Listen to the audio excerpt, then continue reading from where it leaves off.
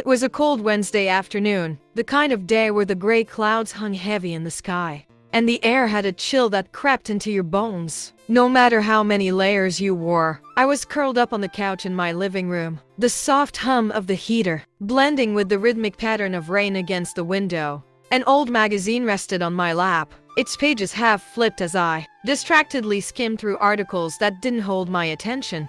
The real distraction that was coming from the kitchen. Specifically, the maddening drip of the sink faucet that had plagued me for weeks.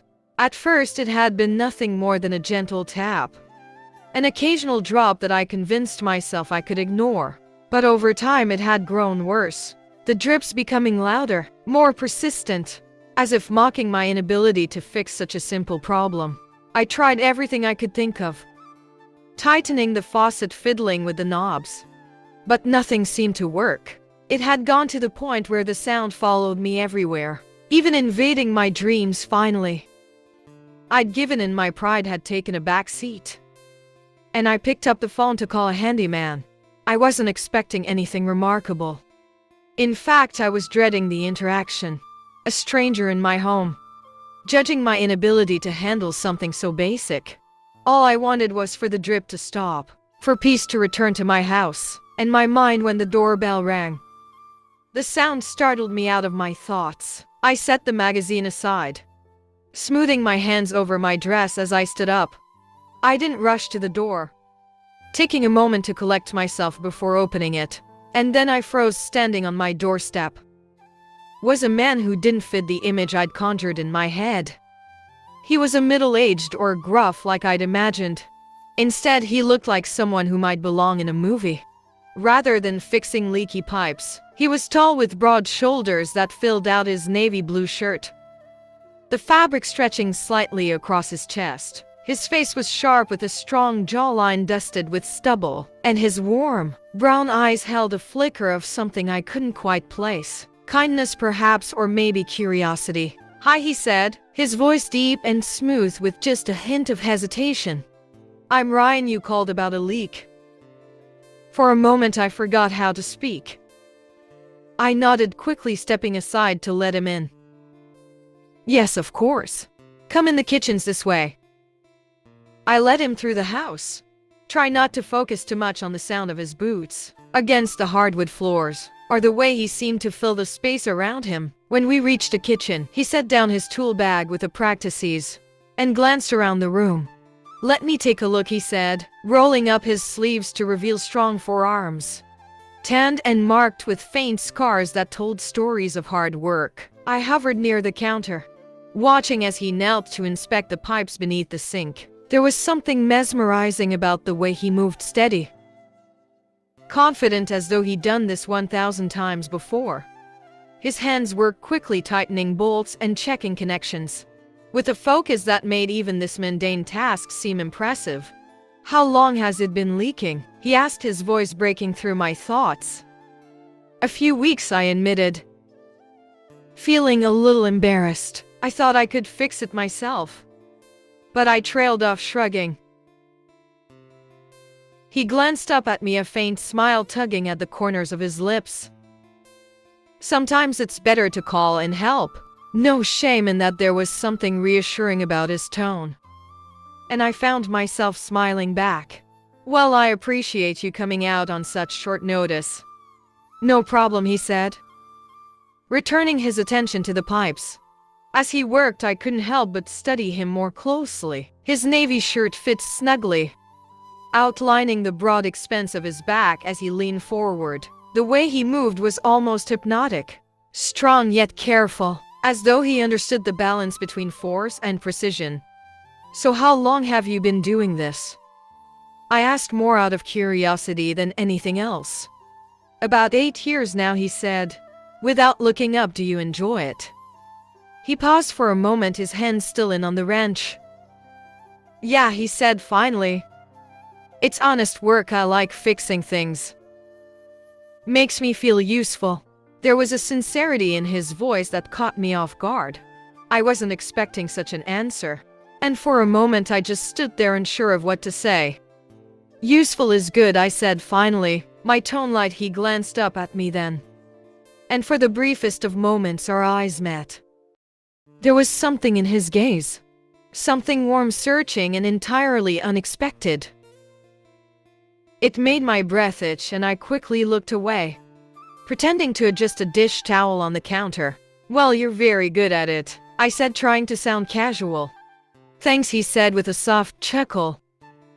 "But it's just a leak still," I said, stepping closer. "You've got a way about you." He froze, then his hands pausing mid-motion. When he looked up again, there was something different in his expression. An intensity that hadn't been there before. "I'm just doing my job," he said quietly. His voice tinged with something I couldn't quite place. I didn't move though. There was a tension in the air now. Subtle but unmistakable, and I wasn't ready to let it go just yet. I leaned down slightly, pretending to inspect the pipes, and my hand brushed against his arm. He stiffened under my touch, his breath hitching ever so slightly. For a moment neither of us moved. He finished tightening the last bolt and stood up, wiping his hands on a rag. "All done," he said, his tone more formal now, as though he were trying to regain some control already. I teased, "You're efficient." He laughed nervously, packing up his tools. I tried to be as he turned to leave. I stepped in front of him, blocking his path. "Ryan," I said softly, my voice barely above a whisper. He stopped, his eyes meeting mine. His expression was unreadable, but I could see the conflict flickering there, as though he wasn't sure what to make of this moment. "Thank you," I said, my gaze steady for what he asked, his brow throwing slightly for everything I said, my words carrying a weight I couldn't quite explain. He hesitated, his hand tightening on the strap of his tool bag before nodding once. "You're welcome," he said finally, his voice low. I stepped aside, letting him pass, and watched as he walked to the door.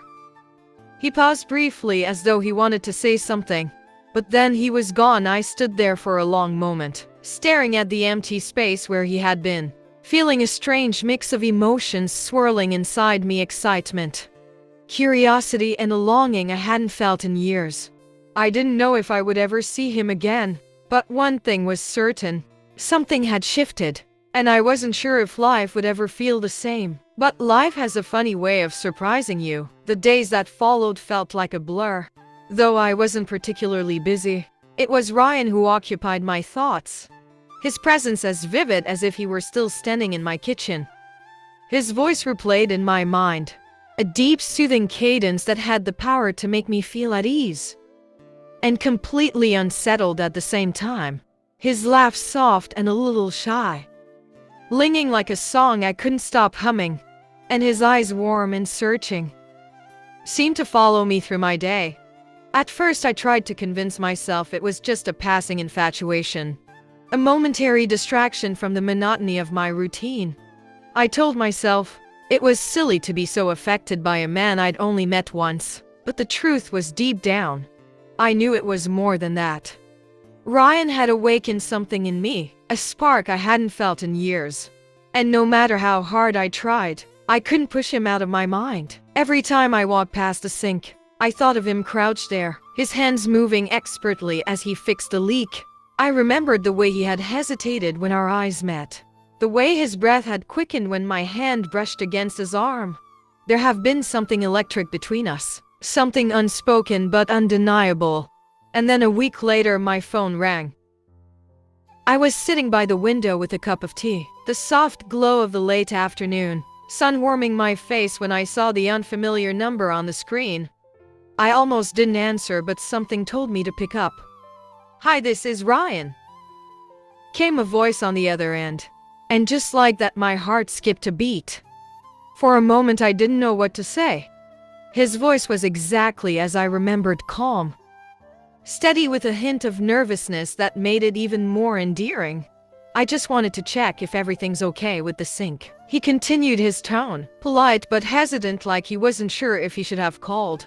A smile spread across my face, warmth blooming in my chest. "The sink is fine," I said, my voice light and teasing. But there's a problem with the bathroom faucet. Do you think you could take a look at it? There was a pause, long enough that I could almost hear him debating with himself. On the other end of the line, finally, he said, "Sure. I'll be there in an hour." When I hung up, I couldn't help but feel a flutter of excitement. A mix of anticipation and nervousness that made the minutes crawl by. I didn't bother trying to overanalyze it. I just knew I was looking forward to seeing him again. When Ryan arrived, he was just as handsome as I remembered. The late afternoon light streaming through the doorway seemed to highlight every angle of his face, every line and curve that made him so unexpectedly captivating. But there was something different this time. An undercurrent of nervousness that hadn't been there before. His usual quiet confidence was still present, but I could sense the hesitation in his movement, the way his eyes avoided mine for just a fraction of a second too long. "Where's the problem?" he asked, his voice steady but quieter than usual. "This way," I said, leading him down the hall to the bathroom. I pointed to the faucet where the handle had started to come loose. Ryan crouched down to inspect it, his hands moving with practiced ease as he checked the connections. I stood nearby, leaning against the door frame, and watched him work. The silence between us was heavy, not awkward but charged with something neither of us dared to name. "Ryan," I said softly. Breaking the quiet, he didn't look up. "Yeah, I've been thinking about you." This time his hands froze. Slowly he looked up at me, his expression guarded, as though he wasn't sure if he wanted to hear what I was going to say. "You have?" he asked, his voice careful, measured. I nodded, stepping closer. "I felt something last time you were here." "Did you for a moment?" He didn't answer, his jaw tightened, and I could see the internal battle playing out in his eyes. The pull of desire against the weight of his own restraint. "I don't know if we should," he began, his voice low. "Why not?" I interrupted, my tone gentle but firm. "We're both adults, Ryan. We don't have to pretend there's nothing here." He stood up slowly, turning to face me fully. His eyes searched mine, and I could see the conflict in them, the way he was fighting to keep the wall between us intact. "You don't make this easy," he said finally, his voice almost a whisper. "Why should it be easy?" I replied, stepping closer. "Still, sometimes the best things in life are." For a moment, neither of us moved. The air between us felt alive, buzzing with anticipation and unspoken words. Then slowly Ryan reached out, his hand brushing against my cheek, his fingers callous but gentle as they lingered against my skin. His thumb moved in a slow, almost hesitant arc, as though we were trying to memorize the feel of me. For a moment we just stood there, the silence between us more powerful than anything we could have said. And then he left. Ryan stepped closer, his hands settling gently on my waist, as though testing the boundaries of what was allowed.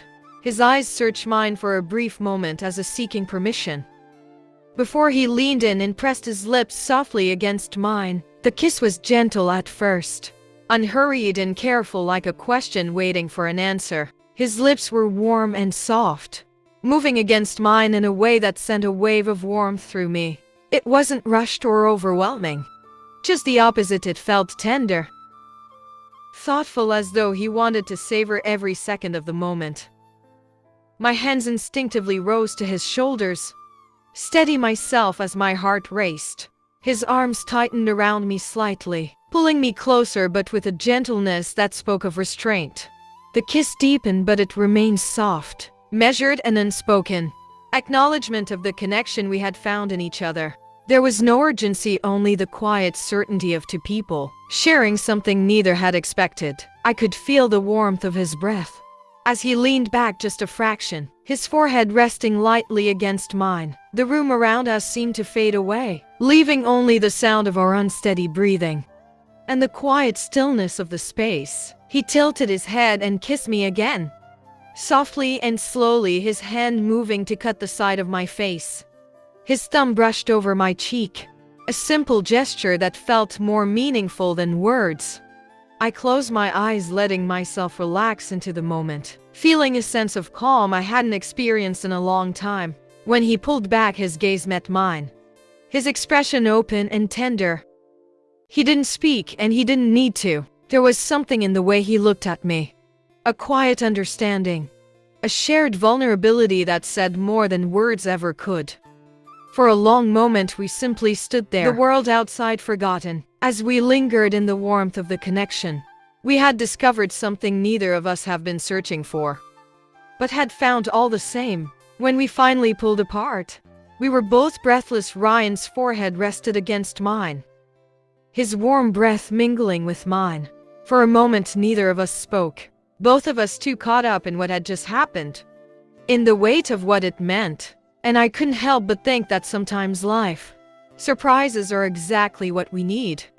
I don't know what I'm doing, he murmured, his voice low and raw. Neither do I admitted, my heart pounding in my chest. But maybe that's okay. He laughed softly, and nervous, boyish sound that made me smile. You make it sound so simple.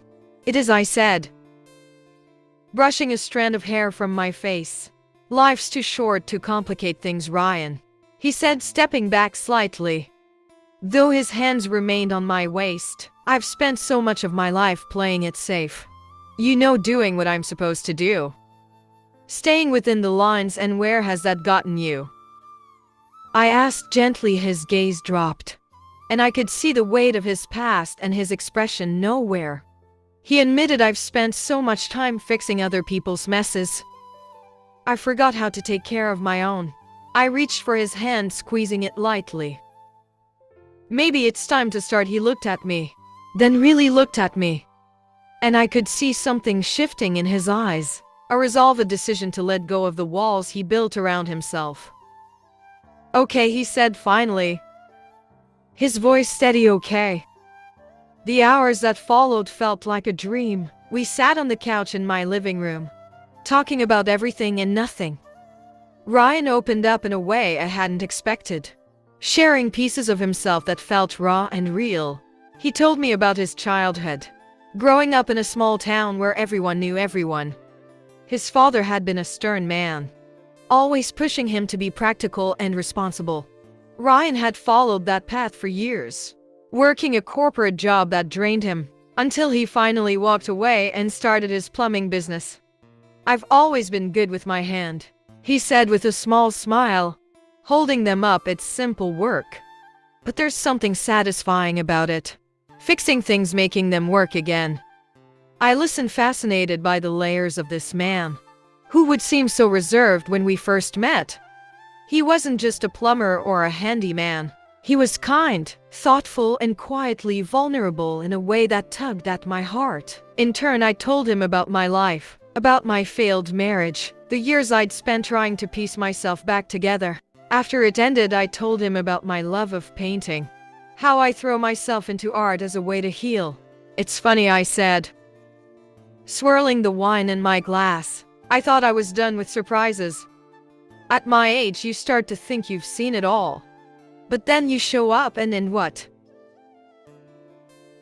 He asked, leaning closer. I smiled, and suddenly life feels new again. Ryan reached for my hand, his thumb tracing small circles on my skin. You've done the same for me, he said softly. The days that followed were a whirlwind. Ryan started stopping by more often, sometimes under the guise of fixing something around the house. But it quickly became clear that neither of us needed an excuse. We fell into an easy rhythm, one that felt so natural. It was hard to believe we had known each other longer. He teased me about the way I always hum when I cooked, and I'd laugh at the way he pretended not to notice when I caught him staring at me. One afternoon, I walked into the kitchen to find him standing by the window, a thoughtful expression on his face. Hey, I said softly. He turned, his face lighting up at the sight of me.